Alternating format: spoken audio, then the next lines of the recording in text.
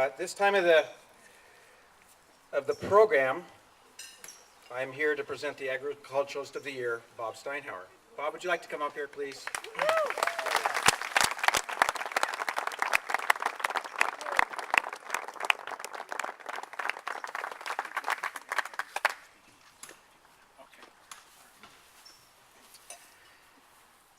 We've had a long and storied recipient people that have taken this award over the last 10 years or when we initiated it. And it's my profound pleasure to introduce Bob tonight. I think I first knew of Bob probably in 1974 when I was working at Charles Krug. And I always wondered who drove that light blue. You know where I'm going with this, Bob. The light blue Ranchero. Working for Beckstoffer or Vinifera Development Corporation or Napa Valley Vineyard Company. And Bob, you could always hear his wheels squeaking as he'd make turns off of Henry onto Buman when I'd be up on the hills. But over the years, Bob has been such a great advocate in the involvement of the agricultural community here in Napa and throughout the state of California. He eventually moved on from Beckstoffer Vineyards, I believe in 1979, and worked for Behringer's through 2004, where I had more hands-on experience with Bob's expertise in vineyards, viticulture. Bob has been involved with so many different global issues in the vineyard industry, whether it was Pierce's disease, glassy wing sharpshooter.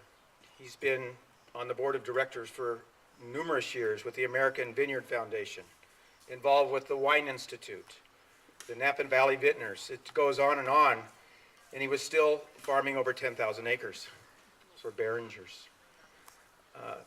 The nice thing about Bob always was when you'd share time with Bob in a coffee shop, whether it was Vern's Copper Chimney, or there used to be King's, if you remember, in downtown St. Helena.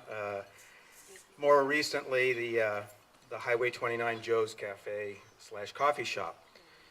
And the nice thing about Bob is he would always share with people what was going on within not only our valley, but with what was going on within the whole industry.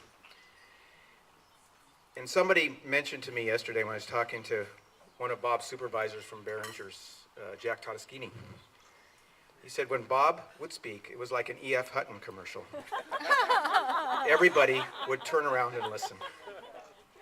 He could give you in 10 minutes what was going on in the industry in the whole state, because he was going through Santa Maria, up through St. Helena, all the different aspects and projects that he was involved with.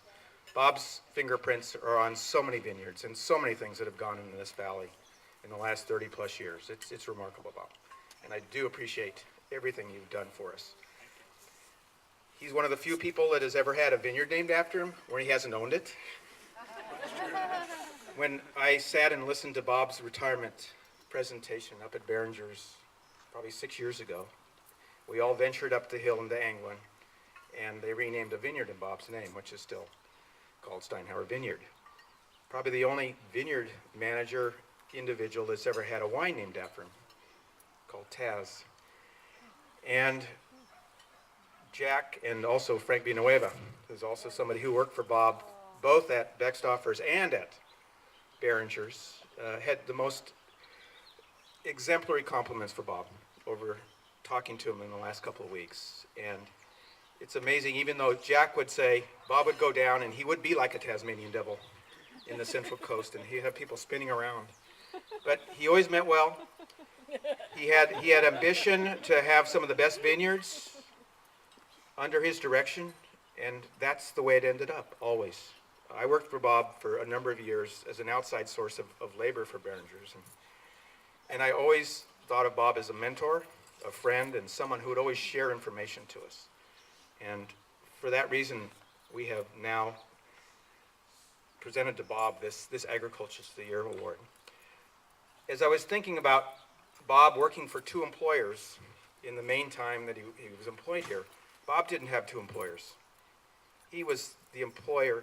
We were the employers of Bob, and Bob always shared with us all the information. So technically he worked for everybody. And then that's the way I look at it, Bob, that you were so nice to have the energy level to move forward and bring and the resolve of whether it's pestilence or just trying to figure out rootstocks and different types of planting and issues with irrigation. It all comes together, and this man was sort of the nexus of the last 30 years.